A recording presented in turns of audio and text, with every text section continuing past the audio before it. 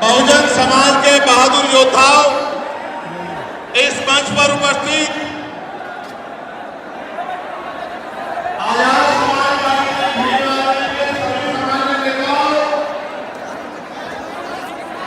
हमारे मिशन संगठन अधिवक्ता मोर्चा, अनुशासन समिति, हिमालय फेडरेशन और किसान मोर्चा तमाम संगठनों के सम्मानित नेताओं, यहाँ उपस्थित हमारे गाँव बहनों, नौजवान साथियों, सारी आ रही है सम्मानित साथियों को मैं धन्यवाद करता हूँ। आप जानते हो कि मैं आपसे हूँ,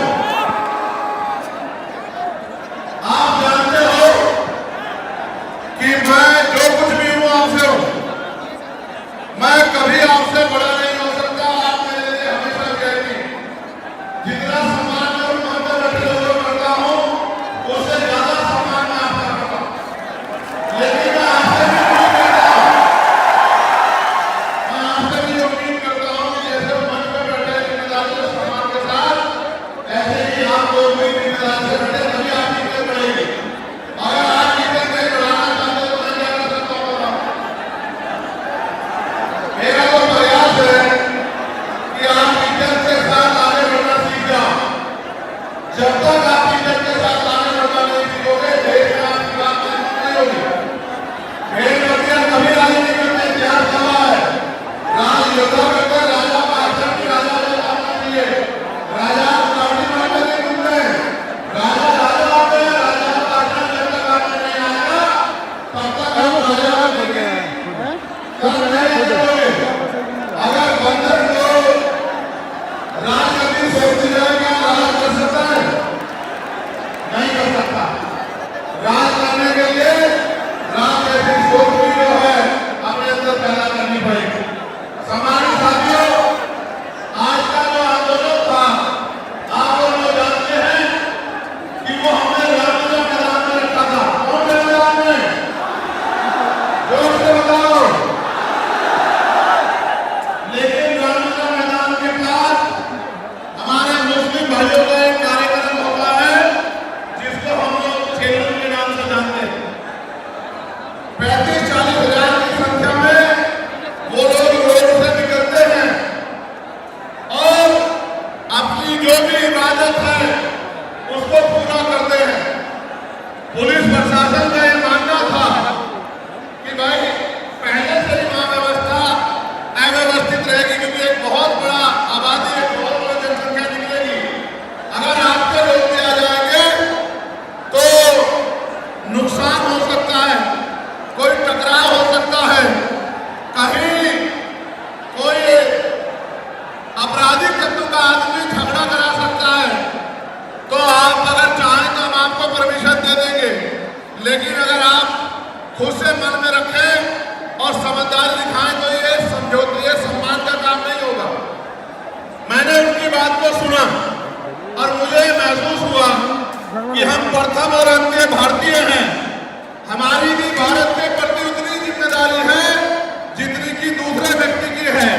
हम भी अपने देश को आगे बढ़ाना चाहते हैं। देश में भी जो हाशिए पे लोग हैं उनको आगे बढ़ाना चाहते हैं। तो हमें किसी भी तरह के अव्यवस्था में ना जाके अपने प्रोग्राम को कहीं और करना चाहिए।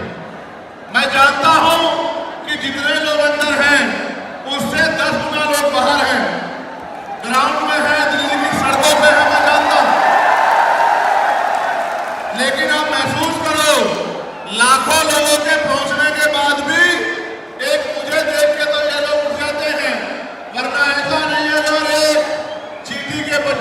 भी कोई पे कह रहा है, देखो आप हमारी ताकत। ये है भिखारी आजाद समाज पार्टी का बल। लेकिन मुझे आपसे बहुत सारी बातें करनी है। मैं अभी दूसरे देश में होकर आया। मैं जब दूसरे देश में गया, मुझे उम्मीद नहीं थी कि इतना प्यार और सम्मान मिलेगा। आप ये देखो, मैं ऑस्ट्रिया गया तो लगभग 10 देश के लोग आए मिलने के लिए। जब मैं इटली गया तो कम से कम 40 देशों के लोग मिलने के लिए आए। हर आदमी ये कहता था कि भैया मैं अपने राष्ट्र की तरफ से, अपने देश की तरफ से, वहां रहने वाले बहुजन समाज के लोगों की तरफ से पैगाम लेके आया हूं कि भाई चंद्रशेखर आजाद हमारे स्टेट में भी आए, हमारी कंट्री में भी पहुंचे और आगे अपनी बात को रखे। मैंने उनको कहा कि मैं आपके बीच भविष्य में आऊंगा, लेकिन अभी 11 तारीख को हमारी रैली है। लाखों लाखों की संख्या में हमारे लोग वहां पहुंचेंगे, तो मुझे पहले उनके बीच पहुंचना है, उसके बाद मैं समय निकाल के आऊंगा। उन्होंने मेरी बात को माना और 3 दिन का कार्यक्रम करके मैं फिर आपके बीच आ गया। जब यहां पहुंचा तो पता लगा परमिशन और इस तरह की व्यवस्थाएं खराब हो रही हैं। फिर मैं धन्यवाद दूंगा हमारी दिल्ली की टीम का,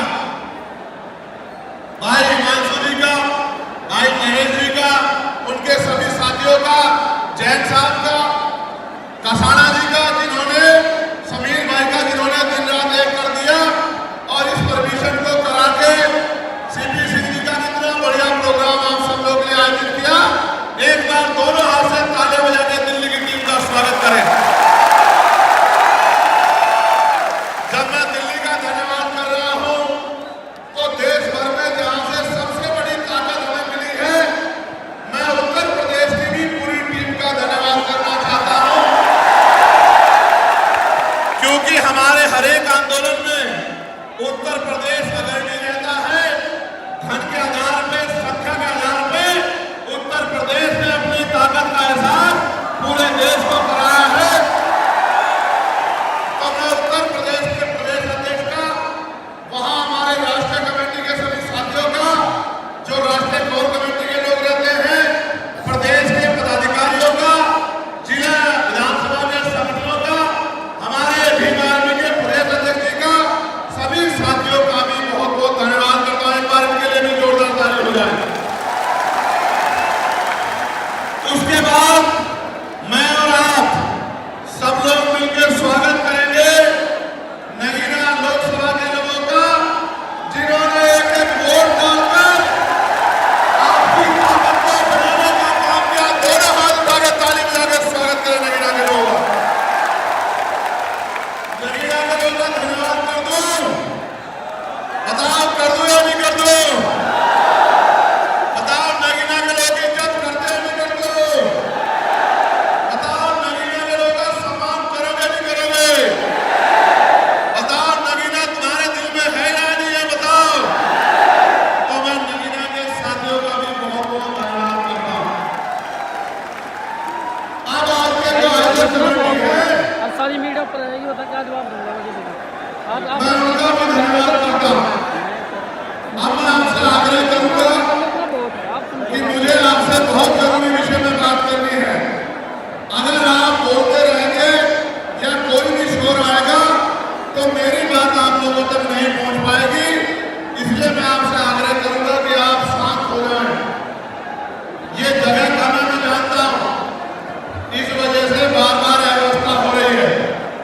अगली बार हम जब राष्ट्रीय अधिवेशन करेंगे तो वो इससे बड़े वाले मैदान में, जहां 50,000 लोग बैठ सकते हैं, जो इसके बराबर में है, 15 मार्च को अगला कार्यक्रम हम लोग वहीं करेंगे। सम्मानित साथियों, आज मेरे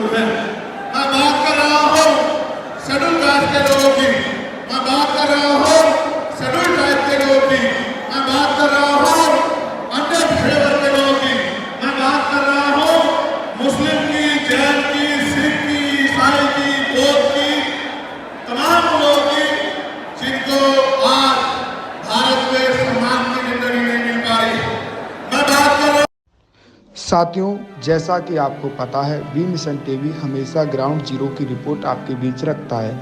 अगर आपको हमारा काम पसंद आता है तो बी मिशन टीवी को आर्थिक मदद करें, जिससे कि हम यूं ही निरंतर ग्राउंड लेवल पर काम करते रहें।